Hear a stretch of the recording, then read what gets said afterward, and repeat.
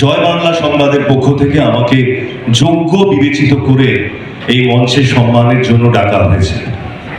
আমি জয় বাংলা সংবাদকে আমার অন্তরের কৃতজ্ঞতা জানাই।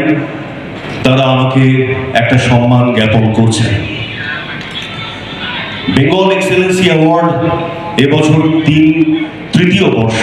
তৃতীয় বর্ষে পদার্পণ করল। আমি বেঙ্গল এক্সেলেন্সি অ্যাওয়ার্ডের একটা সুনাম হোক, একটা চর্চা হোক সারা বিশ্বে, ঈশ্বরের কাছে প্রার্থনা করি। আজকের এই যোগ্য সম্মান আমি উৎসর্গ করব আমার যারা গুরু তাদেরকে, আমার স্বর্গীয়া মা এবং আমার গোটা পরিবারকে, এবং সারাটা জীবন আমার যারা সহকর্মী তাদের সাথে আজকের এই সম্মান আমি ভাগ করে নিলাম।